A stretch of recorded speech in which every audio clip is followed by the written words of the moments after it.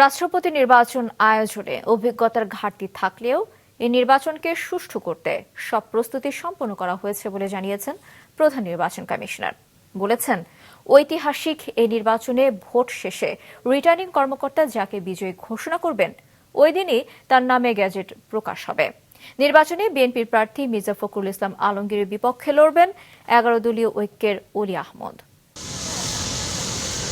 গত 24শে জুলাই মোহাম্মদ শাহাবুদ্দিনের পদত্যাগের পর নতুন রাষ্ট্রপতি নির্বাচনের জন্য বৃহস্পতিবার দুপুর 2টা থেকে বিকেল 5টা পর্যন্ত সংসদের অধিবেশন কক্ষে ভোট দেবেন 349 জন সংসদ সদস্য। এই নির্বাচনকে ঘিরে সংবিধানের 70 অনুচ্ছেদকে সামনে নিয়ে এসেছে জামায়াত নেতৃত্বাধীন 11 দলীয় ঐক্য। সংবিধানের 70 অনুচ্ছেদ থাকার কারণে সংসদ সদস্যগণ স্বাধীনভাবে ভোট দিতে পারবে না। জামায়াতের বহিষ্কৃত সদস্য সাতক্ষীরা 4 আসনের সংসদ সদস্য জিএম নজরুল ইসলাম প্রশ্নেও জটিলতা দেখা দিয়েছে। তাকে বহিষ্কারের চিঠি জাতীয় সংসদের স্পিকার এবং নির্বাচন কমিশনে পাঠিয়ে দিয়েছে জামায়াত। এই অবস্থায় নজরুল ইসলাম রাষ্ট্রপতি নির্বাচনে ভোট দিলেও কাকে দেবেন সেটা এখনো ঠিক করে উঠতে পারেননি। আমি কিন্তু দল থেকে বহিষ্কৃত হলেও সরকারি তালিকায় আমি কিন্তু দলের মধ্যেই আছি। এমপি হিসেবে আমি এখনো সরকারি তালিকায় 108 সাতক্ষীরা 4 এটা জামাতের মনোনীত এলাকা, সেখানে আমি আছি। আমি একটু চিন্তার মধ্যে আছি, টেকনিকের মধ্যে আছি, আমি রাত্রে সিদ্ধান্ত নেব। রিটার্নিং কর্মকর্তার দায়িত্ব পালন করা সিইসি জানিয়েছেন, কোন সদস্য কাকে ভোট দিবেন তা গোপনীয় নয়।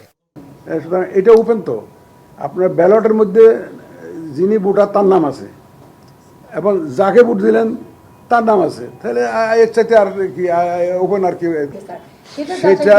সেটা যখন যদি এই ধরনের সিচুয়েশন হয় তখন আমি দেখবো ওখানে ইনস্ট্যান্ট ডিসিশন। স্পিকারের কাছ থেকে পাওয়া সদস্যদের তালিকা ধরে ভোটার তালিকা তৈরি করেছেন সিইসি।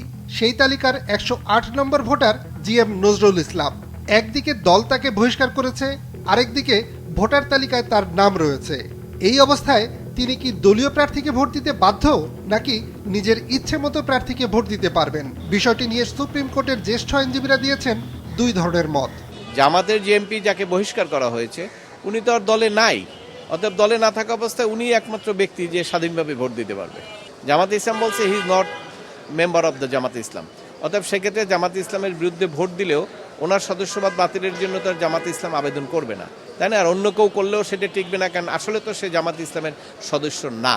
তিনি এখনও সংসদ সদস্য যেহেতু আছেন, নির্বাচন কমিশন যেহেতু এখন কোনো ডিসিশন নেন নাই, তার বিরুদ্ধে শুধু একটা অভিযোগ দায়ের করা হয়েছে।